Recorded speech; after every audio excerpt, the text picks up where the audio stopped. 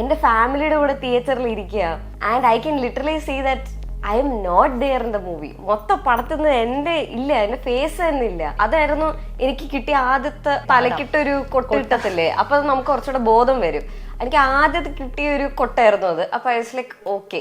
ചില ആൾക്കാർ പറയും you are an actor so you should do this, you should break your comfort, you should do this എന്ന്. It's not like that. നമുക്ക് എന്തിഷ്ടം അത് ചെയ്യുക.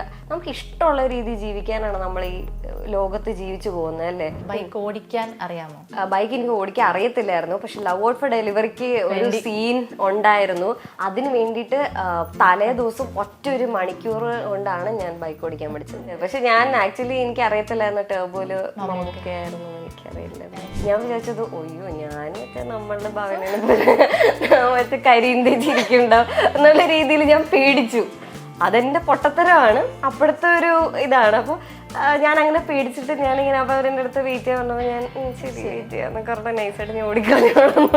പ്രണയ വിവാഹമാണ് താല്പര്യം.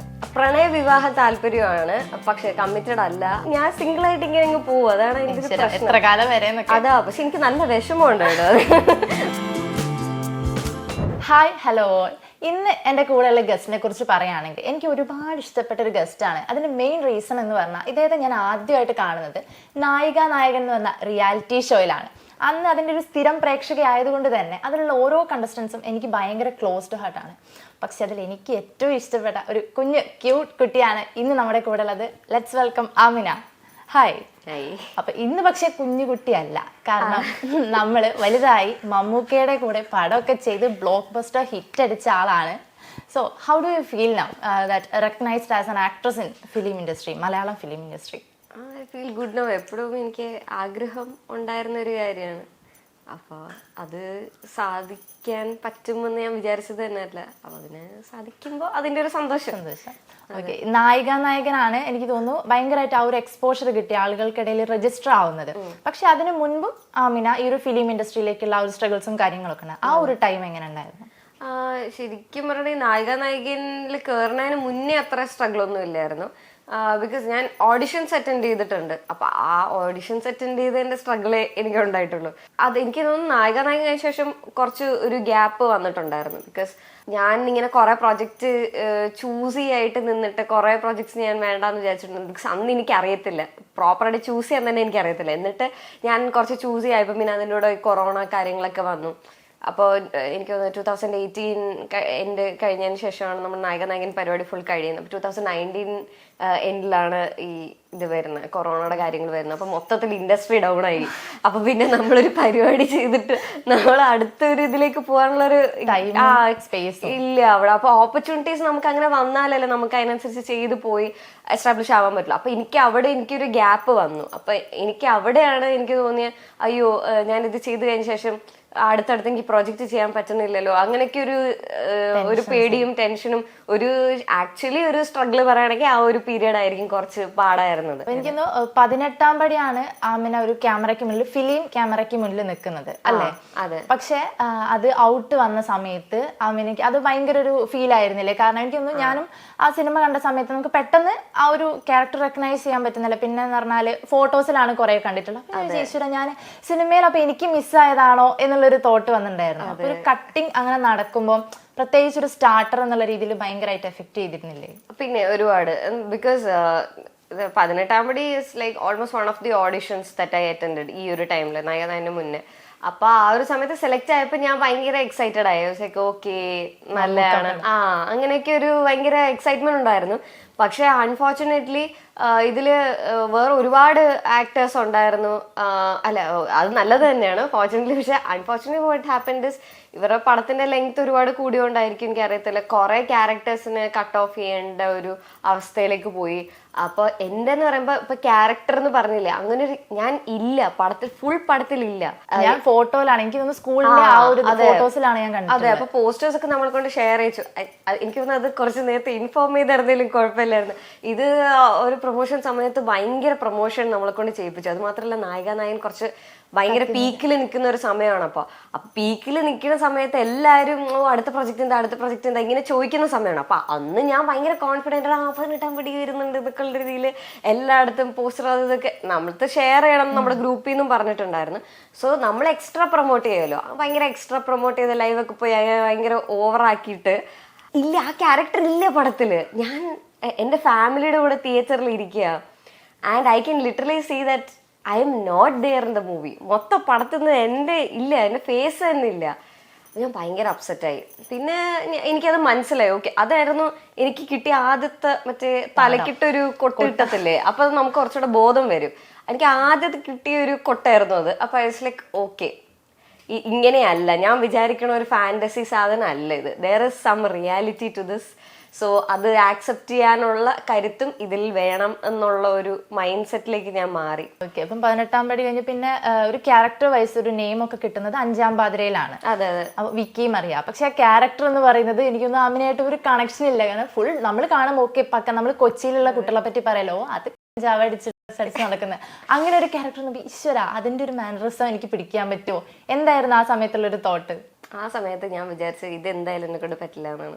അപ്പൊ ഞാൻ ആക്ച്വലി മിഥുൻ ചേട്ടനാണ് അതിന്റെ ഡയറക്ടർ, മിഥുൻ മാനുവൽ തോമസ്. അപ്പൊ പുള്ളിയുടെ ഞാൻ പറഞ്ഞിട്ടുണ്ടായിരുന്നു എനിക്ക് ഞാൻ സ്മോക്ക് ചെയ്യാറില്ല, ഡ്രിങ്ക് ചെയ്യാറില്ല, ഈ പരിപാടി ഒന്നും ഞാൻ മറ്റേ ക്ലീൻ പേഴ്സൺ ആണ്. അത് കാരണം തന്നെ ഞാൻ എൻ്റെ സർക്കിളിലൊക്കെ ഇങ്ങനെ ഫ്രണ്ട്സ് ഉണ്ടാവും സ്മോക്ക്, അതൊക്കെ ഉണ്ടാകുന്നല്ലാതെ ഐ ഡോണ്ട്. പക്ഷെ എനിക്ക് ഈ സ്മോക്കിങ്ങിന്റെ കാര്യത്തില് അതിൽ സ്മോക്ക് ചെയ്യുന്നതുകൊണ്ട് ഞാൻ അവിടെ നിന്ന് എണീറ്റ് മാറ്, ഓക്കെ അവർക്ക് സ്പേസ് കൊടുത്ത് ഞാൻ മാറിപ്പോകുന്നതല്ലാതെ ഞാൻ അത് ഒബ്സർവ് പോലും ചെയ്തിട്ടില്ല അന്ന് പ്രോപ്പറായിട്ട് അവരെങ്ങനെയാണ്. അപ്പൊ അത് പിടിക്കുന്ന രീതിയോ അതെങ്ങനെ പുറത്തേക്ക് ഇങ്ങനെ മറ്റേ പുക വിടണോ അതൊന്നും എനിക്ക് അറിയത്തില്ല. അപ്പൊ അങ്ങനെ ഒരാൾക്ക് ഇങ്ങനെ ഒരു മറ്റേ ഞാനതിൽ ആ ക്യാരക്ടർ എന്ന് പറയുമ്പോൾ വീട്ട് ഒരു പോലീസ് അത് പിടിച്ചോണ്ട് പോകുന്നതാണ്. അപ്പൊ അതിൽ എന്തെങ്കിലും ഒരു റിയാലിറ്റി തോന്നണമല്ലോ, ഇല്ലെങ്കിൽ ആൾക്കാർ പറയും ഇത് നമ്മൾ ഭയങ്കരമായിട്ട് ഒബ്സർവ് ചെയ്യുന്ന ആളാണ്, സിഗരറ്റ് പിടിക്കുന്ന രീതി വെച്ചിട്ട് പറയാം ഓക്കെ ഇത് അറിയുന്ന ആള് പിടിക്കുന്ന പോലെ അല്ല. അപ്പൊ എനിക്കത് ഭയങ്കര പേടിയുണ്ടായിരുന്നു. അപ്പൊ ഞാൻ മിഥുൻ ചേട്ടനടുത്ത് പറഞ്ഞു, ചേട്ടാ എനിക്കറിയില്ല, ഇത് ഞാൻ വലിച്ചിട്ടില്ല, പിന്നെ ഞാൻ ഒബ്സർവും ചെയ്തിട്ടില്ല വലിക്കണ ആൾക്കാരെ. ഞാനിങ്ങനെ അവരെങ്ങനെ വലിക്കുന്ന, ഇങ്ങനെയാണോ ചെയ്യുന്നത്, അങ്ങനെയൊന്നും ഞാൻ കണ്ടിട്ടില്ല.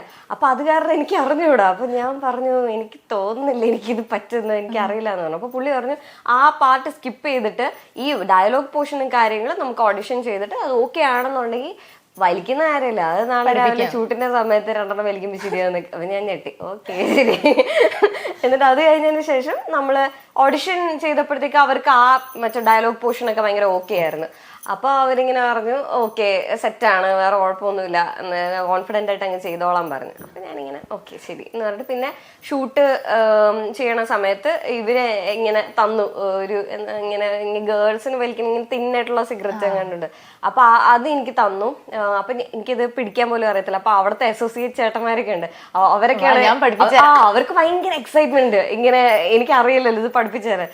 അപ്പൊ അവരൊക്കെ ഇരുന്നിട്ട് തന്നെ ഇങ്ങനെയാണ് അങ്ങനെയാണ് എന്നിട്ട് കുറെ ഇങ്ങനെ അഭിപ്രായം പറയുന്നുണ്ട്, ഇങ്ങനെ ചെയ്യണം. പിന്നെ അന്ന് എൻ്റെ അടുത്ത് ഇവർ പറഞ്ഞൊരു കാര്യം, ഇപ്പൊ സ്മോക്കിംഗ് നമ്മൾ ചെയ്യുന്നതും ഈ കഞ്ചാവ് വലിക്കുന്ന വ്യത്യാസമുണ്ട്. അപ്പൊ ഇത് ായിട്ട് നമുക്ക് ടൊബാക്കോ ആയിട്ടല്ല കാണിക്കണേ, ഇത് മറ്റേ എന്തോ അതായിട്ടാണ് കാണിക്കുന്നത്. സോ അത് കുറച്ചുകൂടെ മറ്റേ നമ്മൾ ഉള്ളിലേക്ക് എടുക്കണം അങ്ങനെയൊക്കെ പറയുന്നുണ്ടായിരുന്നു. അപ്പൊ ഞാനിങ്ങനെ ഇത് തന്നെ എനിക്ക് ഇനി അത് ഞാൻ എങ്ങനെ ചെയ്യും എന്ന് പറഞ്ഞിട്ട് എന്നിട്ട് പറഞ്ഞു അത് കുഴപ്പമില്ല, അതങ്ങനെ അങ്ങ് ചെയ്താൽ മതി പഠിച്ചോളൂ. എന്നിട്ട് അങ്ങനെ ഒരെണ്ണം അതെനിക്ക് ആ സമയത്ത് പനിയും കൂടെ ആയിരുന്നു. ആ സമയത്താണ് ഫസ്റ്റ് ടൈം എന്നെ വലിപ്പിക്കുന്നത്. എന്നിട്ട് നല്ല തലവേദനയായി. പക്ഷെ ഞാൻ അഡ്ജസ്റ്റ് ചെയ്തു. ഒറിജിനലാണ് വലിക്കാൻ, ഒറിജിനൽ അല്ലല്ലോ വലിക്കാതെ. അയ്യോ ഇല്ല അവരങ്ങനെ ചെയ്യില്ല, എന്നാ കിളി എവിടെ കിടക്കത്തില്ലേ, പ്രത്യേകിച്ച് ഞാൻ വലിച്ചിട്ട് പോലും ഇല്ല. അപ്പം അവര് എനിക്കൊന്ന് പേപ്പറിന്റെ മറ്റേ പേപ്പർ ഉണ്ടല്ലോ അതിൽ ടൊബാക്കോ ഫിൽ ചെയ്തിട്ടാണ് തന്നത്, അല്ലാതെ അങ്ങനെ ഒരു ഒറിജിനൽ സാധനം എക്സ്പീരിയൻസ്. അതെ. എന്നിട്ട് ഞാനത് അവര് ക്ലോസ് ഷോട്ട്സ് ഒക്കെ എടുത്തതാണ്, പക്ഷെ നല്ല കൂറായിട്ടുള്ളതാണ് അവര് മേബി അതായിരിക്കും അവർ യൂസ് ചെയ്തിട്ടില്ല. അത് കാണുമ്പോ തന്നെ വിക്കി മറിയ ഈ ടൈപ്പ് അല്ലാന്ന് മനസ്സിലാവും. അപ്പൊ അത് കാരണം ആയിരിക്കും, എനിക്കറിയത്തില്ല, അവരത് യൂസ് ചെയ്തില്ല. പക്ഷെ വലിയ കുഴപ്പമില്ല, ഇതിപ്പോ കാണുമ്പോൾ കുറച്ച് കൺവിൻസിങ് ആണ്, ആൾക്കാർക്ക് കുഴപ്പമില്ല. എന്നിട്ട് എൻ്റെ കസിൻസ് പോലും വിചാരിച്ചു ദാറ്റ് ഐ സ്റ്റാർട്ടഡ് സ്മോക്കിംഗ്. അവരേതൊരു കൊച്ചിയിലൊക്കെ പോയി ഇപ്പൊ വലിയ ആളായി പോയി എന്നൊക്കെ അപ്പൊ ഞാൻ എന്താ കാണുന്നുണ്ടല്ലോ. കൊച്ചിക്ക് പോയി എന്ന് പറഞ്ഞാൽ തന്നെ ഓക്കെ ആ കുട്ടി ഓക്കെ ഫിലിം ഇൻഡസ്ട്രിയില് എല്ലാരും വലിക്കും, എല്ലാരും കുടിക്കും, അങ്ങനെയൊക്കെ ഒരു എനിക്ക് തോന്നുന്നു പൊതുവെ തെറ്റിദ്ധാരണയുണ്ട്. അപ്പൊ അവർക്ക് ആകെ സിനിമ എന്നുകൊണ്ട് ആദ്യം കാണുന്നത് ഞാനേതോ വേണ്ടി വലിച്ചേതപ്പോഴാണ്. അപ്പൊ അവര് വിചാരിച്ചു ഓക്കെ ഞാൻ എന്തോ വേറെ ലെവലായി എന്നൊക്കെ. അപ്പൊ ഞാൻ പറഞ്ഞു ഒന്നും മാറിയിട്ടില്ല, അത് ഞാൻ അഭിനയിച്ചതാണ്, ഇനി നിങ്ങൾക്ക് അങ്ങനെ തോന്നിയല്ലോ. അപ്പൊ എനിക്ക് സന്തോഷമുണ്ട്, ബിക്കോസ് കൺവിൻസിങ് ആയ ആൾക്കാർക്ക്. So I was happy. അത് നല്ല കാര്യം. അതിലുള്ള ഒരു കരച്ചിലിന്റെ സീന് പോലീസുകാരെടുത്ത് പറയുന്ന അത് കുറെ ട്രോൾ കിട്ടിയായിരുന്നു. അത് എന്ത് തോന്നി?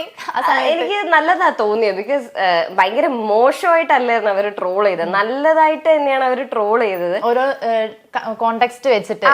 അതെ, അപ്പം എനിക്കത് നല്ലതന്നെ, ബിക്കോസ് നമുക്ക് ആക്ച്വലി നായകനല്ലല്ലോ, നമ്മുടെ അഞ്ചാം പാതിരയില് മൊത്തത്തിൽ ഫീമെയിൽ ക്യാരക്ടേഴ്സ് തന്നെ കുറവായിരുന്നു. എനിക്കൊന്ന് 1, 2, 3 ക്യാരക്ടേഴ്സ് എങ്ങാണ്ടായിരുന്നു മൊത്തത്തിലുള്ള. അപ്പൊ അവര് മൊത്തം പടത്തിൽ ആ ഒരു 10 മിനിറ്റില് ഇത്രയും പടത്തിന് അവര് അതെടുത്ത് അവര് യൂസ് ചെയ്യാൻ അത് ശ്രദ്ധിച്ചോണ്ടല്ലേ, രജിസ്റ്റർ ആയതുകൊണ്ടാണ് അവരത് യൂസ് ചെയ്തിട്ടുള്ളത്. ട്രോളണം എന്നുണ്ടെങ്കിലും ഒരു മിനിമം വേണമല്ലോ.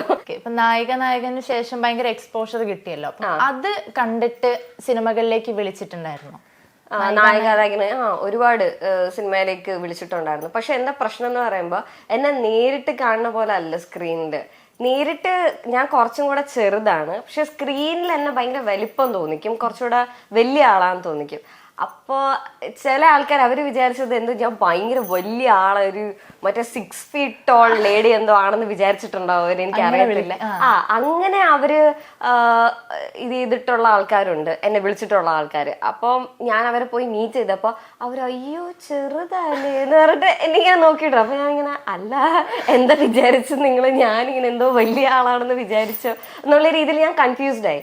അപ്പം ഇനി അതുകൊണ്ട് എനിക്ക് കുറച്ച് ഇവര് കണ്ടു കഴിഞ്ഞതിന് ശേഷം അയ്യോ ഇതിനപ്പോ ഇത് ശരിയാവോ അങ്ങനെയൊക്കെ വിചാരിച്ചിട്ട് കുറെ പടം എനിക്ക് പോയിട്ടുണ്ട്. അപ്പൊ പക്ഷെ ഞാൻ അതിൽ ഭയങ്കര കൺസേൺഡ് ആയില്ല, ബിക്കോസ് എനിക്കറിയാം ഞാൻ എങ്ങനെയാണ്, നമുക്കൊരു സ്പേസ് ഉണ്ടെന്ന് നമുക്ക് വിശ്വാസം ഉണ്ടെന്നുണ്ടെങ്കിൽ നമുക്കതൊരു പ്രശ്നമല്ല. ചില ആൾക്കാർ എൻ്റെ അടുത്ത് പറയാറുണ്ട് കുറച്ചുകൂടെ വലിയ ആളാകുമ്പോ കുറെ ഇത് കിട്ടും. അങ്ങനെയൊന്നുമില്ല, നമുക്കുള്ളത് എന്നെ പോലത്തെ ആൾക്കാർ ജീവിച്ചിരിപ്പുണ്ടല്ലോ. അപ്പൊ എന്നെ പോലത്തെ ഉള്ള ആൾക്കാർക്ക് കഥകൾ പറയാനുണ്ട്, അല്ലാതെ വലിയ ആൾക്കാർക്ക് കുറച്ച് ഭയങ്കര ഇങ്ങനെ ഹ്യൂജ് ആൾക്കാർക്ക് മാത്രമല്ല കഥകൾ പോർട്രേ ചെയ്യാനുള്ളത്. എന്നെ പോലത്തെ ആൾക്കാരും ഉണ്ട്, കുറച്ച് ചെറിയ ആൾക്കാരും ഉണ്ട്, അന്നാ സ്ക്രീനിൽ കുറച്ച് വലിപ്പം തോന്നിക്കുന്ന ആൾക്കാരുണ്ടാവും. അപ്പൊ അങ്ങനത്തെ ആൾക്കാർക്ക് അവരുടെ കഥ പറയാനുണ്ട്. അപ്പൊ എനിക്കൊരു സ്പേസ് ഉണ്ടെന്ന് എനിക്ക് എപ്പോഴും അറിയായിരുന്നു. ഫിലിം ഇൻഡസ്ട്രിയിലേക്ക് വരുന്ന സമയത്ത് പ്രത്യേകിച്ച് ഒരു പെൺകുട്ടിക്ക്, അതും ഒരു മുസ്ലിം റിലീജിയൻ വരുന്ന പെൺകുട്ടിക്ക് ഒരുപാട് റെസ്ട്രിക്ഷൻസ് ഉണ്ടാവും. അതിപ്പോ ഫാമിലി സപ്പോർട്ട് ചെയ്താൽ തന്നെ നമ്മള് നാട്ടുകാര് അല്ലെങ്കിൽ സമുദായത്തിന്റെ ഒരുപാട് ആളുകൾ നീ എന്തിനാ അതിന് പോകുന്നു എന്നുള്ള രീതിയിൽ അത്തരം പ്രശ്നങ്ങൾ ഫേസ് ചെയ്യേണ്ടി വന്നിട്ടുണ്ടോ? ഇനീഷ്യലി ഇപ്പൊ ഞാൻ നോക്കുകയാണെങ്കിൽ ഇൻസ്റ്റാഗ്രാമില് ഇങ്ങനെ അത്, പക്ഷെ ഞാൻ പറയുന്നു ഇപ്പൊ 100 ആൾക്കാരിൽ ഒരാൾ ചിലപ്പോ ഒരു കമന്റ് ഇങ്ങനെ എവിടെയാ നിന്റെ തൊട്ടെവിടെ അങ്ങനെയൊക്കെ ചോദിക്കുന്ന ചിലപ്പോൾ ഒരാളുണ്ടാവും. അപ്പം അത് ശരിക്കും നെഗ്ലിജിബിളി സ്മോൾ ആണ്, ഞാനത് എടുത്തിട്ടുമില്ല. അതിപ്പോൾ ഓരോ ആൾക്കാരുടെ മൈൻഡ് സെറ്റ് വേറെയാണ്. ഇപ്പം നമ്മുടെ റിലീജിയനിൽ ഇങ്ങനെ കുറച്ച് സ്ട്രിക്റ്റ് ആണ്, അത് നല്ലതായിട്ട് തന്നെ ഞാൻ കണ്ടിട്ടുള്ളൂ. അത് ഒരു മോശം ഇതോ ഭയങ്കര റെസ്ട്രിക്റ്റിംഗ് ആയിട്ട് ഭയങ്കര അത് ആൾക്കാരങ്ങനെ ആക്കുകയാണത്. അല്ലാതെ ശരിക്കും നമ്മുടെ നല്ലതിന് വേണ്ടിയിട്ട് നമ്മുടെ റിലീജിയനിൽ കാര്യങ്ങൾ പറഞ്ഞിട്ടുള്ളൂ. നമുക്കിപ്പോൾ കുടിക്കരുത് എന്ന് പറയണം, വലിക്കരുത്, അതൊക്കെ സെൽഫ് ഹാമിന്റെ ഭാഗമായിട്ടാണ് പറയുന്നത്. പിന്നെ നമ്മൾ കൂടുതൽ കവർ ചെയ്യുക എന്ന് പറയുന്നത് അത് നമ്മുടെ പ്രൊട്ടക്ഷനും നമ്മുടെ ഒരു ഇത് കൺസീൽ ചെയ്യുക എന്നുള്ള രീതിയിലാണ് പറഞ്ഞിട്ടുള്ളത്. അല്ലാതെ മോഡസ്റ്റ് ആയിട്ട് നടക്കുക അതൊക്കെ നമുക്ക് നല്ലതിന് വേണ്ടിയിട്ടാണ് പറയുന്നത്. പക്ഷെ ഭയങ്കര ഇതായിട്ട് ഇത് എൻഫോഴ്സ് ചെയ്ത്, അതായത് ബാക്കിയുള്ള ആൾക്കാരാണ് ഇതൊരു മോശമായിട്ട് ഒരു റൂൾ ബുക്ക് ഉണ്ടാക്കിയിട്ട് നമ്മളെ ഭയങ്കരമായിട്ട് ടോർച്ചർ ചെയ്യാൻ ഇതിന്റെ പേരിൽ നിൽക്കുന്നത്. അതൊക്കെ മനുഷ്യന്മാരുടെ പ്രശ്നമാണ്. എല്ലാ റിലീജിയൻ എടുത്ത് നോക്കിയാൽ റിലീജിയൻസ് എല്ലാം പെർഫെക്റ്റ് ആണ്. ഇപ്പൊ ആളുകളാണ് ആളുകളാണ് ഇതിന് മോശമാക്കുന്നത്. അതിപ്പോ എല്ലാവരും ഇപ്പൊ ഒരു മൊബൈൽ ഫോൺ, ഒരു ഇന്റർനെറ്റോ എന്തെടുത്ത് നോക്കിയാൽ ഈ സംഭവങ്ങൾ പെർഫെക്റ്റ് ആണ്. എന്ത് കൺവീനിയന്റ് ആണ് ഇന്റർനെറ്റ് നമുക്ക് വേണ്ടിയിട്ട്. നമ്മുടെ മൊബൈൽ ഫോൺ ആണെങ്കിലും നമ്മുടെ എല്ലാം നമുക്ക് നല്ലതാണ്. പക്ഷെ എങ്ങനെയൊക്കെ ആൾക്കാർ അത് യൂസ് ചെയ്യുന്നു. സൈബർ ക്രൈംസ് എത്ര നടക്കും, സൈബർ ബുള്ളിങ്സ് എത്ര നടക്കുന്നു, അത് കാരണം സൂയിസൈഡ്സ് എത്ര നടക്കുന്നു, ആൾക്കാർക്ക് മെന്റലി എന്തൊക്കെ ബുദ്ധിമുട്ടുണ്ടാവുന്നുണ്ട്. അപ്പൊ ഇതൊക്കെ ചെയ്യണത് ഇന്റർനെറ്റ് ആണോ? അല്ല. What is to blame? ആൾക്കാരാണ്. അപ്പം എൻ്റെ ഫാമിലി ആണെങ്കിലും അവർക്കിപ്പോൾ ഭയങ്കര ഔട്ട് ഓഫ് ദ ഇത് കുറേ കാര്യങ്ങൾ ആക്സെപ്റ്റ് ചെയ്യാൻ പറ്റാതെ, അത് ഞാൻ ആ എക്സ്ട്രീമിൽ പോയാലേ അവർക്ക് അത് അങ്ങനെ ഒരു പ്രശ്നമുള്ളൂ. എനിക്കാണെങ്കിലും ഇപ്പം ഞാനാണെങ്കിൽ ശരിക്കും പറഞ്ഞിട്ടുണ്ടെങ്കിൽ എനിക്ക് ഒരുപാട് ഇപ്പം ഞാൻ ഇൻറ്റിമസി അങ്ങനത്തെ ഇതൊക്കെ ഇൻറ്റിമസി, പിന്നെ എനിക്ക് ഇങ്ങനെ ഇപ്പോൾ കോസ്റ്റ്യൂമിൻ്റെ കാര്യത്തിലൊക്കെ ഞാൻ കുറച്ച് പെർട്ടിക്കുലർ ആണ്. അത് എൻ്റെ പേഴ്സണൽ ചോയ്സ് ആണ്. അപ്പം ഞാൻ എന്നെ തന്നെ റെസ്ട്രിക്റ്റ് ചെയ്യാറുണ്ട്. അത് വേറെ ആൾക്കാർ വന്ന് എൻ്റെ റിലിജനിൽ വന്ന് എൻ്റെ മറ്റേ വടിയെടുത്തിട്ട് നീ അങ്ങനെ ചെയ്താൽ മതി എന്ന് പറഞ്ഞുകൊണ്ട് ഞാൻ ചെയ്യുന്ന കാര്യങ്ങളല്ല. അല്ലെങ്കിൽ ഞാൻ അത് വിശ്വസിക്കുന്ന ഒരാളല്ല. അത് എനിക്ക് വേണ്ടിയിട്ട് എനിക്ക് ഇങ്ങനെ ചെയ്യാൻ ഇഷ്ടമുണ്ട്, എനിക്ക് ഇങ്ങനെ ചെയ്യാൻ ഇഷ്ടമില്ല. അങ്ങനെ ഒരു ചോയ്സ് ഓഫ് ഓപ്ഷൻ എനിക്കുണ്ട്. I have that freedom. ചില ആൾക്കാർ പറയും you are an actor so you should do this, you should break your comfort, you should do this എന്ന്. It's not like that. നമുക്ക് എന്തിഷ്ടം അത് ചെയ്യുക. നമുക്ക് ഇഷ്ടമുള്ള രീതി ജീവിക്കാനാണ് നമ്മൾ ഈ ലോകത്ത് ജീവിച്ചു പോകുന്നത്, അല്ലേ? അപ്പം നമ്മൾ ഇഷ്ടമുള്ളത് ചെയ്യുക, ഇഷ്ടമില്ലാത്ത ചെയ്യുക. എനിക്കിങ്ങനെ ചില സമയത്ത് എനിക്കിങ്ങനെ ഇറിറ്റേഷൻ ആവും. ചില ആൾക്കാർ എന്തോ പണിഷ്മെന്റ് പോലെ നീ ആക്ടറാണ്, നീ ഇത് ചെയ്താലേ പറ്റും, അങ്ങനെയൊക്കെ പറയുന്ന ആൾക്കാരുണ്ട്. എനിക്കത് ശരിക്കും ഭയങ്കര സെൻസ്ലെസ് ആയിട്ട് തോന്നാറുണ്ട്. ഇപ്പൊ ഒരു ചൂസി ആണെന്ന് പറഞ്ഞല്ലോ, പൊതുവെ ഒരു സ്റ്റാർട്ടർ അല്ലെങ്കിൽ ഒരു ബഡ്ഡിങ് ആക്ട്രസ് എന്നുള്ള രീതിയിൽ രണ്ട് രീതിയിൽ ആൾക്കാർക്ക് ചിന്തിക്കാം. എനിക്ക് തോന്നുന്നു ചിലര് ചിന്തിക്കും ഓക്കെ ഞാൻ ഈ ഒരു ഫീൽഡിൽ നിൽക്കണം, അപ്പൊ കുറച്ച് പടങ്ങൾ കുറച്ച് ചെയ്യണം, എന്നിട്ട് ആൾക്കാരുടെ അടുത്ത് രജിസ്റ്റർ ചെയ്യണം. അല്ലെങ്കിൽ അടുത്തൊരു സ്റ്റേജ് എന്ന് പറഞ്ഞാൽ എനിക്ക് തോന്നുന്നു ആമയുടെ പറഞ്ഞ പോലെ ചൂസ് ചെയ്ത് ചെയ്യണം. കാരണം ഒരാള് നമ്മളെ വിളിക്കുമ്പോൾ ആ കുട്ടിക്ക് അത്യാവശ്യം നല്ല സെലക്ഷൻ ഉണ്ട്, ആ ഒരു ഇതാണിത്. പക്ഷെ ഇപ്പം ചെയ്തിട്ടുള്ള സിനിമകളിൽ ഒരു വാശിപ്പുറത്ത് അങ്ങനെയല്ല. കാരണം 18-ാം പടി നമുക്കൊരു മിസ്സായിരുന്നു. ഭീഷ്മപർവത്തിലാണെങ്കിലും മമ്മൂക്കയുടെ കൂടെ ഒരു സ്ക്രീൻ സ്പേസ് ഇല്ല. അതും കുറച്ചേ ഉള്ളൂ. ആ ഒരു പാട്ടിലും നല്ല എക്സ്പോഷർ ഉണ്ട്, പക്ഷെ മമ്മൂക്കയുടെ കൂടെ ഒരു സ്പേസ് ഇല്ല. പക്ഷെ ടർബോയിലേക്ക് വരുന്ന സമയത്ത് അത് ചൂസ് ചെയ്ത് മീൻസ് അതൊരു ഭയങ്കര ഒരു വിജയമായിരുന്നില്ലേ? കാരണം ഇത്രയും രണ്ട് സ്ഥലത്തും ഒന്ന് ഇഗ്നോർ ചെയ്യപ്പെട്ടതല്ല, പക്ഷെ പറ്റിയില്ല. പക്ഷെ മമ്മൂക്കയുടെ കൂടെ ടർബോയിൽ ത്രൂ ഔട്ട് സ്പേസ് വന്നു, ആൾക്കാരെ റെക്കഗ്നൈസ് ചെയ്തു, ഭയങ്കര ഒരു എക്സ്പോഷർ കിട്ടി. ആ ഒരു ഫീൽ എങ്ങനെ ഉണ്ടായിരുന്നു? അത് ഈ ചൂസിങ്ങിന്റെ ഒരു ബെനിഫിറ്റ് ആയിട്ടാണോ തോന്നിയിട്ടുള്ളത്? അത് ശരിക്കും ചൂസ് ചെയ്തതല്ല. ഇതൊക്കെ നമ്മൾ അങ്ങോട്ട്, ഇപ്പൊ ഞാനാണെങ്കിലും ടേബോ എനിക്ക് വന്നത് ഞാൻ അങ്ങോട്ട് അപ്രോച്ച് ചെയ്തിട്ടുള്ളതാണ്. ഡയറക്ടേഴ്സിന്റെ അടുത്താണെങ്കിലും മിഥുൻ ചേട്ടൻ അതിന്റെ സ്ക്രിപ്റ്റ് റൈറ്ററാണ്. അപ്പൊ ഞാൻ ഇപ്പോൾ ഇപ്പോൾ ഭീഷ്മ പർവം ചെയ്യുമ്പോഴും 18-ാം പടിയും ചെയ്യുമ്പോഴും എനിക്കിപ്പോൾ ഇനിഷ്യൽ ഉള്ള സംഭവങ്ങളാണ്. എനിക്കതിൽ ഭയങ്കര അഭിനയിച്ച് തകർക്കാനുള്ള ഒരു സ്പേസ് അതിലില്ല. പക്ഷെ ഞാൻ അത് ആലോചിക്കുന്നത്, ഞാൻ ഇത് ചെയ്ത് കഴിഞ്ഞതിന് ശേഷം എനിക്ക് ഓരോ പടിയായിട്ട് എനിക്ക് കയറാൻ പറ്റുമെന്നാണ് ഞാൻ ആലോചിക്കുന്നത്. അപ്പോൾ അതെൻ്റെ ഒരു ഫസ്റ്റ് സ്റ്റെപ്പായിട്ടേ ഞാൻ കണ്ടിട്ടുള്ളൂ. ആ ഒരു സ്റ്റെപ്പ് വാളിപ്പോയി. അപ്പം എനിക്ക് അതിൽ മനസ്സിലായി ഓക്കെ എന്താണ് എനിക്ക് ചെയ്യേണ്ടത്, എന്ത് ചെയ്യേണ്ട, എന്ത് ഇത് ചെയ്യണം എന്നുള്ള കുറച്ച്, അല്ലെങ്കിൽ എന്ത് എക്സ്പെക്ട് ചെയ്യണം എന്ന് എനിക്ക് മനസ്സിലായി. അന്ന് എനിക്ക് എന്ത് എക്സ്പെക്ട് ചെയ്യേണ്ടതെന്ന് എനിക്ക് അറിയത്തില്ലായിരുന്നു. അന്ന് I had unrealistic expectations to be honest. അപ്പോൾ ഭീഷ്മ പർവ്വം എടുക്കുമ്പോൾ it is a very good movie. അതിലൊരു ഭാഗമാവാൻ പറ്റുക എന്ന് പറയുന്നത് തന്നെ വലിയൊരു കാര്യമാണ്.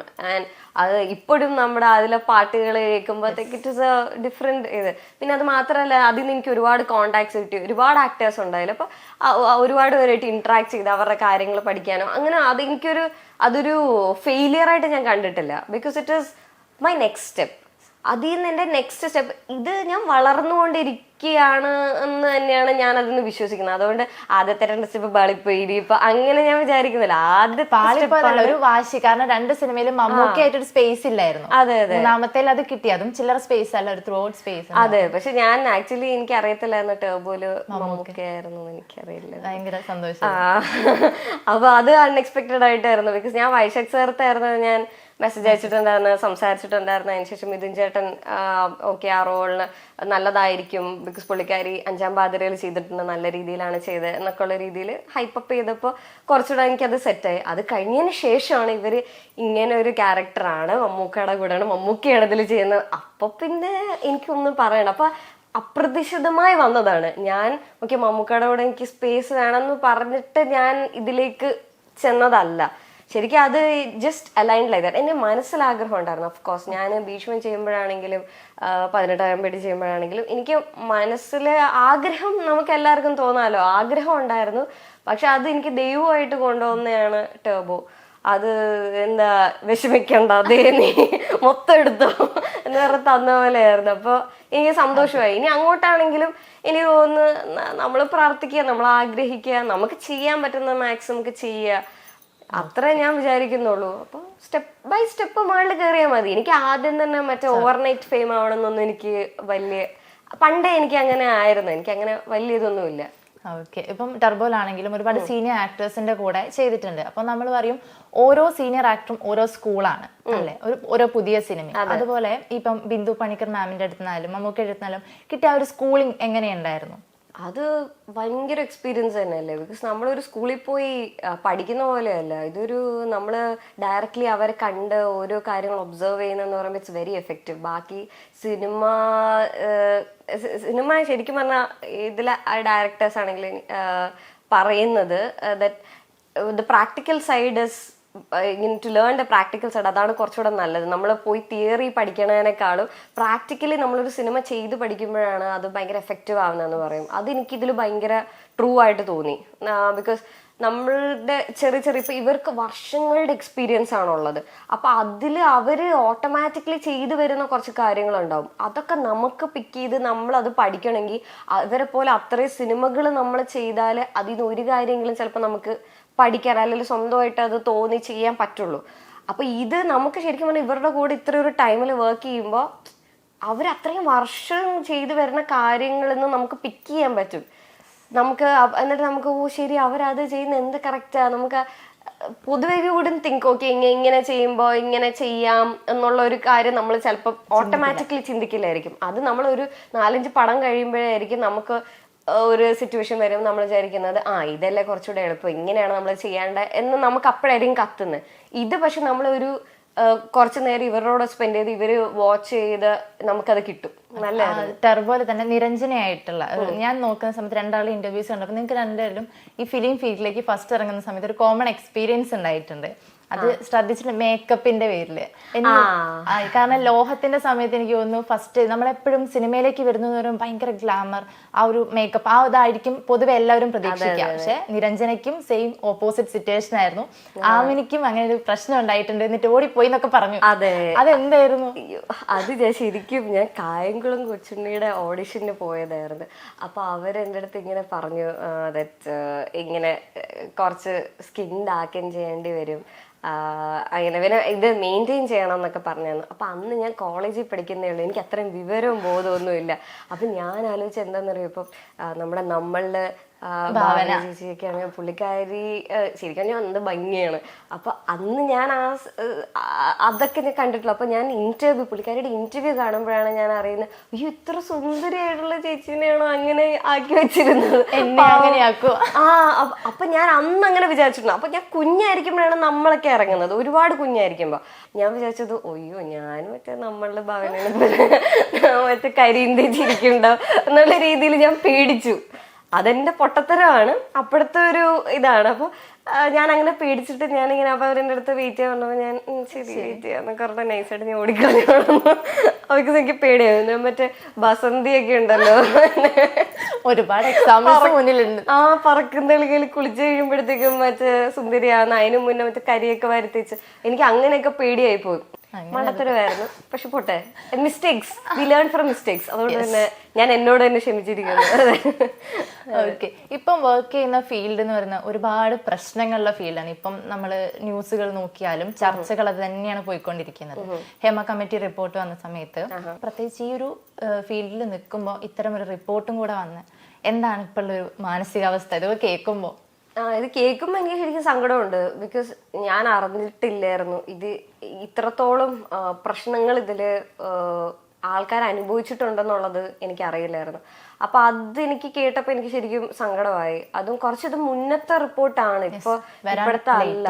അതെ, അപ്പൊ ആണെങ്കിൽ പോലും ഇപ്പൊ അതില് കുറച്ച് ആൾക്കാരുടെ പറയുന്നതാണെങ്കിലും കുറച്ച് മുന്നത്തെ ആക്ടേഴ്സും ആൾക്കാരുടെയും കാര്യങ്ങളാണ്. അപ്പൊ എനിക്കിത് ശരിക്കും പറഞ്ഞാൽ അറിയില്ലായിരുന്നു ദറ്റ് ഇവർ ഇത്രയും ഗോ ത്രൂ ചെയ്യുന്നുണ്ടെന്ന്. അപ്പൊ അത് ആലോചിച്ച് അവരെന്തൊക്കെയാണ് ഇപ്പൊ റിപ്പോർട്ടിൽ കാര്യങ്ങൾ അത് മെൻഷൻ ചെയ്തിട്ടുണ്ടായിരുന്നല്ലോ, what all some female actors had to go through എന്നുള്ളത് ഞാൻ കണ്ടപ്പോൾ എനിക്ക് ശരിക്കും സങ്കടമായി. ബിക്കോസ് ഇങ്ങനെ നമ്മൾ ഇത്രയും ജോളായിട്ട് നല്ല രീതിയിൽ പോകുന്ന ഒരു ഇൻഡസ്ട്രിയിൽ മുന്നേ ഇങ്ങനെയൊക്കെ ഒരു സംഭവിച്ചിട്ടുണ്ടായിരുന്നു, അവരുടെ ഒരു എക്സ്പീരിയൻസ് അവർ ഷെയർ ചെയ്ത്, അത് ശരിക്കും സങ്കടമുള്ള ഒരു കാര്യമാണ്. അത് ആർക്കും സംഭവിക്കരുത് എന്ന് തന്നെയാണ് ഞാൻ പറയുന്നത്.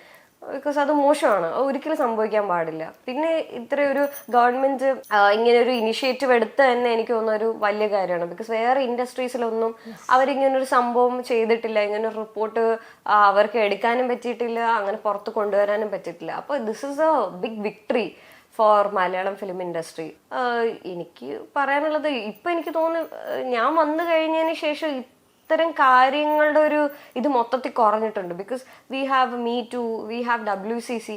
അപ്പൊ എന്തെങ്കിലും ഇപ്പൊ സെറ്റിൽ ഒരു പ്രശ്നം വന്നാലും നമുക്കത് അപ്പൊ തന്നെ അത് റിപ്പോർട്ട് ചെയ്ത് അതിനുള്ള ആക്ഷൻ എടുക്കാനുള്ള ഒരു സംവിധാനം ഞാൻ വന്നു കഴിഞ്ഞതിന് ശേഷം ഉണ്ട്.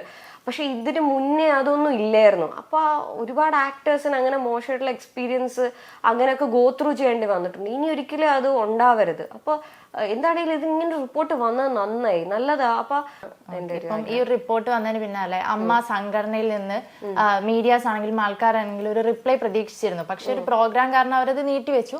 പിന്നീട് ഈ ഒരു പ്രസ് മീറ്റ് വിളിച്ച സമയത്ത് അവർ അതിൽ പറഞ്ഞ കാര്യങ്ങൾ ഒരുപാട് വിമർശനത്തിന് പാത്രമായിട്ടുണ്ട്. കാരണം പ്രത്യേകിച്ച് ഒരു അമ്മയിലെ ആക്ട്രസിനെ റെപ്രസെന്റ് ചെയ്തുകൊണ്ടാണ് അവിടെ ജോമോൾ ഉണ്ടായിരുന്നത്. പക്ഷെ ജോമോൾ പറഞ്ഞൊരു കാര്യം ഭയങ്കരമായിട്ട് തിരിച്ചടിക്കപ്പെട്ടു. കാരണം എനിക്ക് ഇത്തരം വിളികളോ വാതിലിൽ മുട്ടലുകളോ വന്നിട്ടില്ല, അത് ബാക്കിയുള്ളവർ പറയുന്ന ഒരു ഒറ്റപ്പെട്ട സംഭവമാണെന്നുള്ള രീതിയിൽ വന്നിരുന്നു. അപ്പം എനിക്ക് ബാധിക്കാത്തടത്തോളം കാലം ബാക്കിയുള്ളവർക്കും അത് ബാധിക്കുന്നുണ്ടാവില്ല എന്ന് ചിന്തിക്കുന്നത് ശരിക്കും ഒരു പ്രത്യേകിച്ച് അത്തരം ഒരു ഇതിലിരിക്കുമ്പോൾ ഒരു സംഘടനയുടെ ഭാഗമായിട്ടിരിക്കുമ്പോൾ പറയുന്നത് ശരിയാണെന്ന് തോന്നിയിട്ടുണ്ടോ? എനിക്കത് ശരിയായിട്ട് തോന്നുന്നില്ല. ബിക്കോസ് അതിപ്പോ നമുക്ക് ചിലപ്പോ അത് ഉണ്ടായിട്ടില്ലായിരിക്കും, അന്നും പറഞ്ഞിട്ട് വേറൊരാൾക്ക് അത് ഉണ്ടായിട്ടില്ല എന്നുള്ളത് നമുക്ക് പറയാൻ പറ്റത്തില്ല. അവരവരുടെ എക്സ്പീരിയൻസ് ഷെയർ ചെയ്യുമ്പോൾ നമ്മളത് നോക്കി അത് എന്താണ് നമുക്കതിൽ തിരുത്താൻ പറ്റുന്നതെന്ന് നോക്കിയിട്ടേ കാര്യമുള്ളൂ. അല്ല അത് അവിടെ നിന്നിട്ട് എനിക്കങ്ങനെ ഉണ്ടായിട്ടില്ല അതുകൊണ്ട് മൊത്തത്തിൽ ഉണ്ടായിട്ടില്ല എന്ന് പറയുന്നത് ഭയങ്കര ഒരു ഇഗ്നറൻസ് ആണ്. അത് ഭയങ്കര ഒരു ഇമ്മച്വർ ആയിട്ടുള്ള ഒരു സംസാരമാണത്. ഒരിക്കലും അത് പ്രത്യേകിച്ച് വിമണ് കുറച്ച് നമ്മൾ റെസ്പെക്റ്റ് കൊടുത്ത് നല്ല രീതിയിൽ തന്നെ ചെയ്യേണ്ട ഒരു ഇതാണ്. നമുക്കങ്ങനെ ലൈറ്റായിട്ട് എടുക്കാൻ പറ്റുന്ന ഒരു വിഷയമല്ല. ഓക്കെ, ഇപ്പം നമ്മൾ ന്യൂസ് ഇന്നൊരു 2-3 ദിവസമായിട്ട് ന്യൂസ് എടുത്ത് നോക്കുമ്പോൾ ഓരോ ദിവസമായിട്ട് ഓരോ ആക്ടേഴ്സിൻ്റെ ആയാലും സിനിമയുടെ ബാക്കിലുള്ള ആൾക്കാരുടെ പേരുകൾ പുറത്ത് വന്നുകൊണ്ടിരിക്കുകയാണ്. അത് നമുക്ക് പരിചയമില്ലാത്ത പേരുകളല്ല, നമുക്ക് ഒരുപാട് ഫെമിലിയർ ആയിട്ടുള്ള സിനിമ ഫീൽഡിൽ രജിസ്റ്റർ ആയിട്ടുള്ള ആക്ടേഴ്സിൻ്റെ പേരുകളാണ്. അപ്പം നമ്മൾ വിഗ്രഹങ്ങൾ വീണുടയാൻ ഇതിൽ എത്രത്തോളം സത്യമുണ്ട് എന്നുള്ള കാര്യത്തിൽ നമുക്ക് അറിയില്ല. പക്ഷെ ഇത്തരം പേരുകൾ ഇങ്ങനെ കേൾക്കുന്ന സമയത്ത് ഒരു സിനിമയിലേക്ക് ആ ഒരു മുന്നിൽ കാണുന്ന ഒരു സിനിമ ഫീൽഡിന് എങ്ങനെയാ ഒരു ടെൻഷൻ ഉണ്ട്. അതായത് ഓക്കെ, ഇത്തരം ആളുകൾക്കെതിരെ ചുമ്മാ ആരും ഇത്തരം ഒരു ആരോപണം ഉന്നയിക്കില്ല. അപ്പം അവരുടെ കൂടെയൊക്കെ ഞാൻ വർക്ക് ചെയ്യണ്ടേ, ശരിയായിരിക്കുമോ ഇവർ ഈ പറയുന്നതൊക്കെ, അതുപോലെ വിഗ്രഹങ്ങൾ വീണുടയാന്നൊക്കെ പറഞ്ഞാൽ അതൊക്കെ കേൾക്കുമ്പോൾ ടെൻഷൻ തോന്നാറുണ്ടോ, അല്ലെങ്കിൽ എന്താണ്?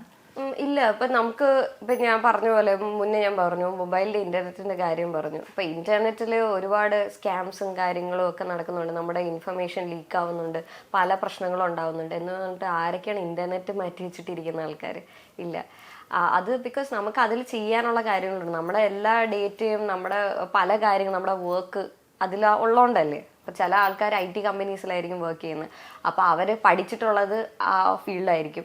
അപ്പോൾ ഇതിങ്ങനത്തെ ഹാക്കിംഗ് പരിപാടി നടക്കുന്നുണ്ട്, സ്കാം നടക്കുന്നുണ്ട് എന്ന് പറഞ്ഞിട്ട് ഇവരൊക്കെ ഓക്കെ ഈ ജോലിയൊക്കെ വിട്ടിട്ട് കൃഷിക്ക് പോകുന്നുണ്ടോ? ഇല്ലല്ലോ. അപ്പം അതുപോലെ നമുക്ക് നമ്മുടേതായ താല്പര്യങ്ങളുണ്ടാവും. അപ്പോൾ അവർ ചെയ്യണമെന്ന് പറയുമ്പോൾ മാക്സിമം പ്രൊട്ടക്റ്റ് ചെയ്യുക. ഇപ്പോൾ IT ഫീൽഡിൽ നിൽക്കുന്ന ആൾക്കാർ ഇങ്ങനൊരു സ്കാമിൻ്റെ കാര്യങ്ങളുണ്ടെന്ന് പറയുമ്പോൾ അവർ മാക്സിമം അവരുടെ ഫാമിലീനെയും പ്രൊട്ടക്റ്റ് ചെയ്യാനുള്ള കാര്യങ്ങൾ ഉണ്ടോ, ഇതെങ്ങനെ ഇതിൽ പെടാതെ ഇതിൽ എക്സ്പോസ്ഡ് ആവാതെ അവരുമായിട്ട് എക്സ്പോസ്ഡ് ആവാതെ എങ്ങനെ അത് പ്രൊട്ടക്റ്റ് ചെയ്ത് അവരെങ്ങനെ നിൽക്കാൻ അവർ അങ്ങനൊരു ശ്രമമായിരിക്കും നടത്തുന്നത്. എനിക്ക് തോന്നുന്നു സിമിലർ ആയിട്ടുള്ള ശ്രമമാണ് എൻ്റെയും. ലൈക്ക് എന്നെ പ്രൊട്ടക്റ്റ് ചെയ്ത് എൻ്റെ ഫാമിലീനെ പ്രൊട്ടക്റ്റ് ചെയ്ത് എൻ്റെ ഒരു റെപ്യൂട്ടേഷനെ പ്രൊട്ടക്റ്റ് ചെയ്ത് എങ്ങനെയായിരിക്കും എനിക്ക് നിൽക്കാൻ പറ്റുന്നത്, എങ്ങനെ ഇതിൽ സർവൈവ് ചെയ്യാൻ പറ്റും എന്നുള്ളതായിരിക്കണം ഞാൻ ചിന്തിക്കേണ്ടത്. അല്ലാതെ ഇതിൽ നിന്ന് വിഡ്രോ ചെയ്ത് that is like being A covered. അത് ഫേസ് ചെയ്യാതെ ഞാൻ ഏതോ മുറി അയ്യോ ഇത് ലോകത്ത് ചുറ്റും ഇങ്ങനെയാണ്, ഇനി ഞാനൊരു മുറി പോയി അടച്ചിരിക്കാം എന്ന് പറഞ്ഞിട്ട് കാര്യമില്ല. അതൊട്ടും റിയലിസ്റ്റിക് ആയിട്ടുള്ള ഒരു കാര്യമല്ല. നമുക്ക് ആമിനയുടെ ഫ്രണ്ട്ഷിപ്പ് സർക്കിളിലേക്ക് വന്ന അപ്പം മീനാക്ഷി രവീന്ദ്രൻ, എനിക്ക് തോന്നുന്നു ഈ ഒരു നായികൻ കഴിഞ്ഞതിന് ശേഷം നിങ്ങൾക്കൊരു ഫ്രണ്ട്ഷിപ്പ് സർക്കിൾ ഉണ്ടായിരുന്നു. ഞാൻ ഫോട്ടോസ് ഒക്കെ നോക്കിയ സമയത്ത് നിങ്ങളൊരു 4-5 പേര് കുറച്ചാ. പക്ഷെ അത് പിന്നെ നമ്മളത് കൃത്യം എനിക്ക് തോന്നുന്നു ഞാൻ ഫോളോ ചെയ്യുന്നോണ്ടാണോ അറിയില്ല, ആ ഒരു ഫ്രണ്ട്ഷിപ്പ് സർക്കിൾ പിന്നെ കുറച്ച് കഴിഞ്ഞപ്പോൾ ഭയങ്കര ഫെയ്ഡ് ആയി പോയതാണോ അതോ സോഷ്യൽ മീഡിയയിൽ ഇല്ലാത്താണോ അറിയില്ല. പക്ഷെ നമ്മൾ പറയില്ലേ സോഷ്യൽ മീഡിയ ശ്രദ്ധിക്കുന്ന ഇവര് തെറ്റി പിരിഞ്ഞോ, ആ ഒരു സാധനം എന്താ, ആ ഒരു ഫ്രണ്ട്ഷിപ്പ് സർക്കിൾ ഇപ്പോഴും മെയിൻറ്റെയിൻ ചെയ്യുന്നുണ്ടോ? പിന്നെ ഇപ്പോഴും മെയിൻറ്റെയിൻ ചെയ്യുന്നുണ്ട്. അതിനൊരു കുഴപ്പമില്ല. ഇപ്പൊ എല്ലാ ഫ്രണ്ട്സും പറഞ്ഞാൽ എനിക്ക് ഒരുപാട് ഫ്രണ്ട്സ് അല്ലേ. ഇപ്പൊ മീനാക്ഷി, ആരതി, അങ്ങനെ കുറച്ച് 2-3 ഫ്രണ്ട്സ് ഒക്കെയാണ് എനിക്കുള്ളത്. അപ്പൊ അവരുമായിട്ട് ആരുമായിട്ട് തെറ്റിപ്പിരിഞ്ഞിട്ടില്ല കേട്ടോ. എല്ലാ ഈ ആൾക്കാരുമായിട്ട് എനിക്ക് മുന്നേ എനിക്ക് അത്രയും ക്ലോസ് സർക്കിൾ ഉണ്ടായിരുന്ന ആൾക്കാർ ഇപ്പോഴും ഉണ്ട്. പക്ഷെ ഈ പറഞ്ഞ പോലെ പണ്ട് ഒരു പ്രായത്തിൽ കുറച്ചും കൂടെ ഞാൻ സോഷ്യൽ മീഡിയയിൽ ഭയങ്കര എക്സ്പ്രസീവ് ആയിരുന്നു. അപ്പൊ എവിടെ ട്രിപ്പ് പോയാലും എന്ത് ചെയ്താലും അവിടെ പോയി അതെ എല്ലാം എടുത്ത് ഫോട്ടോ ഇൻസ്റ്റാഗ്രാമിൽ ഇടുക, ഇതൊക്കെ ഒരു സന്തോഷമായിരുന്നു. ഇനിയിപ്പോ ഒരു സ്ഥലത്ത് പോയിട്ട് suppose V didn't have fun എന്ന് ആലോചിക്കുക, അവിടെ നല്ല കൂറ ദിവസമായിരുന്നെങ്കിലും ഇത് ആൾക്കാരെ കാണിക്കാൻ വേണ്ടിയിട്ട് കുറച്ച് മേക്കപ്പ് ഇട്ട് നല്ല ഫോട്ടോ എടുക്കുക, ആ മോഡായിരുന്നു പണ്ട്. പക്ഷെ ഇപ്പൊ അങ്ങനല്ല. ഇപ്പൊ എനിക്ക് തോന്നുന്നു നമ്മള് കുറച്ച് കാര്യങ്ങൾ അതിൽ നിന്ന് മാറുന്നതാണ്, നമ്മൾ വളരുന്നതിന്റെ കൂട്ടത്തിലുള്ള കാര്യമാണെന്ന് തോന്നുന്നുണ്ട്. ഇപ്പൊ എനിക്ക് ഒരുപാട് എന്നെ സോഷ്യൽ മീഡിയയിൽ ഇപ്പൊ ഫ്രണ്ട്സ് സർക്കിളിലെ കാര്യം, ഇപ്പൊ ഞാനും മീനാക്ഷി എല്ലാവരും കൂടെ ആയിട്ട് ആൻസലിയും എല്ലാവരും കൂടെ ഇപ്പൊ നമ്മൾ കോളത്ത് പോയിട്ടുണ്ടായിരുന്നു ഒരു കുറച്ച് ദിവസം മുന്നേ. എന്റെ വീടിന്റെ കുറച്ച് അടുത്തായിട്ടാണ് ട്രിവാൻഡ്രത്തുള്ള. അപ്പൊ അത് കാരണം ഞങ്ങൾ എല്ലാവരും കൂടെ വീട്ടിൽ പോയി. എന്നിട്ട് വീട്ടിൽ നിന്ന് എന്റെ വീടിന്റെ ബാക്കിലുള്ള ബീച്ചുണ്ട്, അപ്പൊ അവിടെ പോയി. പിന്നെ നമ്മൾ കോളത്ത് പോയി.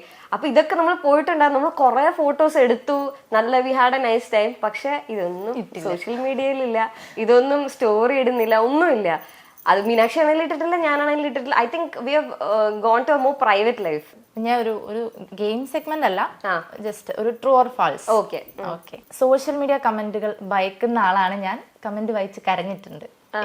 എനിക്ക് ഭയമൊന്നുമില്ല. അതിപ്പോ എന്തെങ്കിലും പറഞ്ഞോണ്ട് പോട്ടെ എന്നുള്ള ഒരു സെറ്റപ്പിലാണ് ഞാൻ ഇരിക്കുന്നത്. അപ്പൊ അത് കാരണം എനിക്ക് ഇതൊരു ഭയമൊന്നുമില്ല. പിന്നെ കൂടുതൽ നല്ല കമന്റ്സ് തന്നെയാണ് വന്നിട്ടുള്ളത്. അപ്പൊ അത് കാരണം അതൊരു പോസിറ്റീവായിട്ട് ഞാൻ കണ്ടിട്ടുള്ളൂ. ഇപ്പൊ ഒരു 100 കമന്റ് വന്നതിൽ ഒരു 3 കമന്റ് കൊള്ളാതെ വന്നിട്ടുണ്ടെങ്കിൽ പോട്ടെന്ന് വിചാരിക്കും. അതത്രേ ഉള്ളൂ. പിന്നെ അല്ല, അതിനുശേഷം എന്താ പറഞ്ഞ കരഞ്ഞിട്ടുണ്ടോന്ന് ചോദിച്ചു.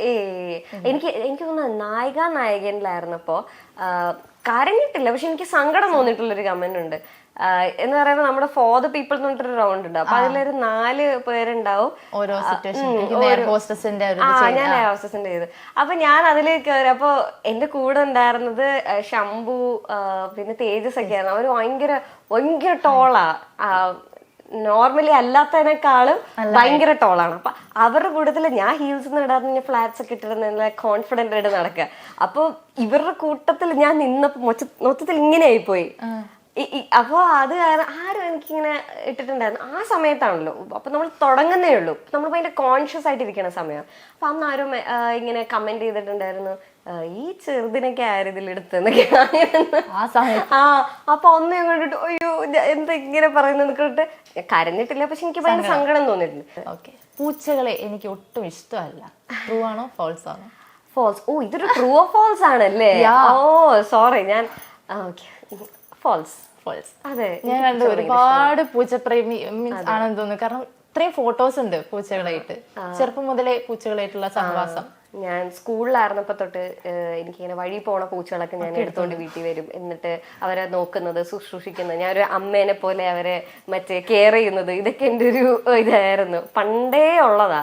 അപ്പൊ അത് കാരണം ഇപ്പൊ കുറച്ച് കൂടിയും തോന്നുന്നുണ്ട്. ഇപ്പൊ എനിക്ക് തോന്നും. വീട്ടിൽ എത്ര പൂച്ച ഉണ്ട് ഇപ്പൊ? കറന്റ് ചോദിക്കുകയാണെങ്കിൽ 9 പൂച്ചയുണ്ട്. അപ്പൊ എന്റെ ഫ്ലാറ്റിൽ ഒരു പൂച്ച ഉണ്ടായിരുന്നു, ഒറ്റൊരു പൂച്ച എന്നാണ് നമ്മളിപ്പോ 9 പൂച്ചയിലേക്ക് പോയിരിക്കുന്നത്. കുടുംബം വളർത്തിയെടുത്തു. അതെ, ഇത് പ്രസവിച്ചു കഴിഞ്ഞപ്പോ പിന്നെ ഇവർക്ക്, ഇപ്പൊ ഞാൻ താമസിക്കുന്ന ഇപ്പൊ കൊച്ചിയിലുള്ള ഫ്ലാറ്റ് എന്ന് പറയുമ്പോൾ അത്ര സ്പേസ് ഇല്ലല്ലോ പൂച്ചകൾക്ക്. ഇപ്പൊ ഒരു പൂച്ചയ്ക്ക് നിൽക്കാം, അല്ലാതെ ഇത് പൂച്ചകൾ കൂടുമ്പോ അത് പറ്റത്തില്ല. അപ്പൊ അത് കാരണം ഇത് പ്രസവിക്കുമ്പോൾ ഞാൻ വീട്ടിൽ കൊണ്ടാക്കും. അതത്രേ ഉള്ളൂ. ഈ സിവിൽ എഞ്ചിനീയറിംഗ് നിർത്തിയതിൽ ചെറിയൊരു സങ്കടം തോന്നിയിട്ടുണ്ട്. ഫോൾസ്. തോന്നിയിട്ടേ ഇല്ല. എന്താന്ന് പറയുമ്പോ അത് എനിക്ക് ക്ലാരിറ്റി വന്നോണ്ടാണ് ഞാൻ നിർത്തിയിട്ട് ഈ ഒരു ഇൻഡസ്ട്രിയിലേക്ക് വന്നത്. കുഞ്ഞുകുട്ടി എന്ന ആളുകൾ പറയുമ്പോൾ ദേഷ്യം വരാറുണ്ട്. അത് ഇപ്പൊ പറയുകയാണെങ്കിൽ പണ്ട് തോന്നുമായിരുന്നു, ഇപ്പൊ എനിക്ക് തോന്നാറില്ല. അതെ, പണ്ട് സ്കൂളിലായിരിക്കുമ്പോ ഞാൻ ഉള്ളതിൽ ഏറ്റവും ചെറുതായിരുന്നു. അപ്പൊ അത് കാരണം ഈ കുറച്ചുകൂടെ വലിയ ഉള്ള പിള്ളേരൊക്കെ ഇവര് കുറച്ച് വലിപ്പം ഉണ്ട് എന്ന് കാണിക്കാനായിട്ട് എന്നെ എടുത്തോണ്ടൊക്കെ നടക്കായിരുന്നു. അപ്പൊ എനിക്ക് ഇഷ്ടമല്ലായിരുന്നു എന്നെ എടുക്കാൻ. പറഞ്ഞാൽ എന്നെ എടുക്കരുത്, വിരട്ടി വിടുമായിരുന്നു എല്ലാത്തിനും.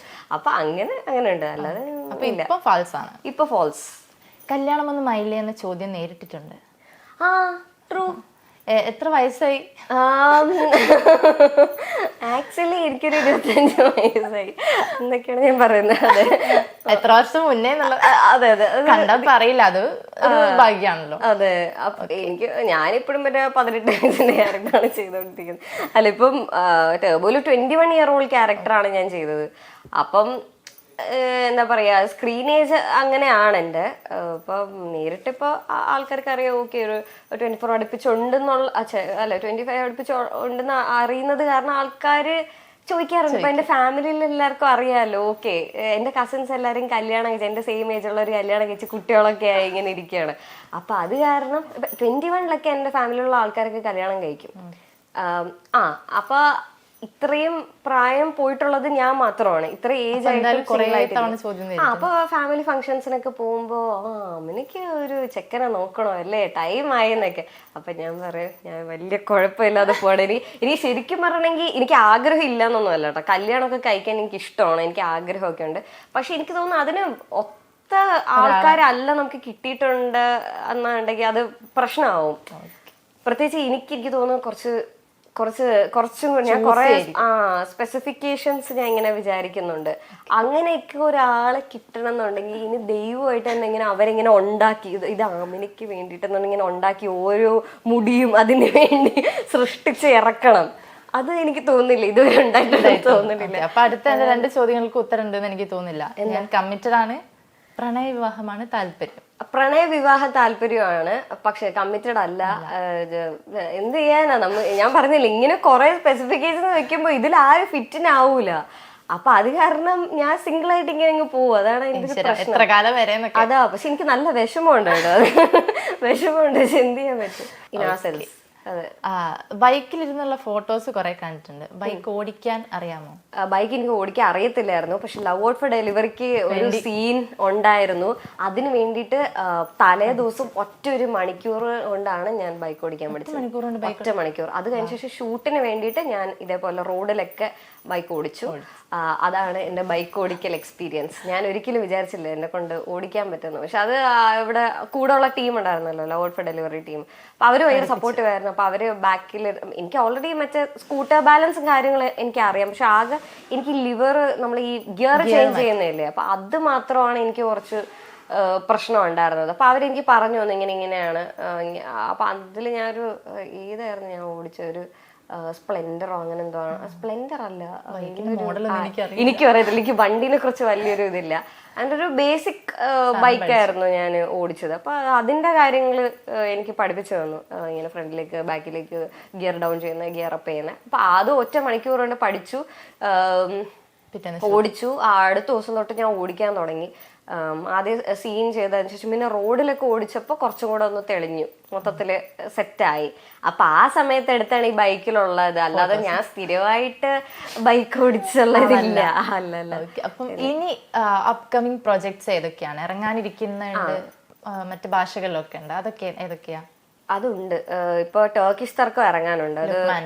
അത് ഓണം റിലീസായിട്ടാണ് അവര് ഉദ്ദേശിക്കുന്നത്. സെപ്റ്റംബറിലൊക്കെ തന്നെ റിലീസ് ഉണ്ടാവുമെന്ന് പറയുന്നുണ്ട്. അപ്പൊ അതുണ്ട്, ടർക്കിഷ് തർക്കം. പിന്നെ അതല്ലാതെ 6ാം തിരുകൽപ്പന എന്ന് പറഞ്ഞിട്ട് പടം ചെയ്തിട്ടുണ്ട്. പക്ഷെ അത് എപ്പോഴാ റിലീസ് എന്നുള്ളത് കൺഫേം ആയിട്ടില്ല. But I think soon release ആവും. അപ്പോൾ അത് 2 മണി റിലീസ് ആവാനുള്ള 2 പ്രോജക്ട്സ്. പിന്നെ അപ്കമിങ് ചെയ്യാനുള്ളത് കുറച്ചുണ്ട്. ഇപ്പം ഞാനൊരു പടം ചെയ്തതിൻ്റെ 2nd ഷെഡ്യൂൾ ഇപ്പോൾ സെപ്റ്റംബറിൽ സ്റ്റാർട്ട് ചെയ്യും. അപ്പോൾ അതുണ്ട്. പിന്നെ ഒക്ടോബറിൽ ഒരു തമിഴ് പടം ഉണ്ട്. അപ്പൊ അതൊക്കെയാണ്. പുറത്തുനിന്നുള്ള കോൾസ്, ഇപ്പൊ തമിഴായാലും തെലുങ്കായാലും പുറത്തുനിന്ന് ഒരുപാട് കോൾസ് വരുന്നുണ്ട്. അത് എനിക്ക് ടേബോയുടെ ഒരു ഗുണമാണെന്ന് തോന്നുന്നുണ്ട്. കുറെ പുറത്തുനിന്ന് വരുന്നുണ്ട്. ഓക്കെ. അത് നമുക്ക് മീൻസ് വെറൈറ്റി ക്യാരക്ടേഴ്സ് അങ്ങനെ നോക്കി ചൂസ് ചെയ്യുന്ന തന്നെയാണോ?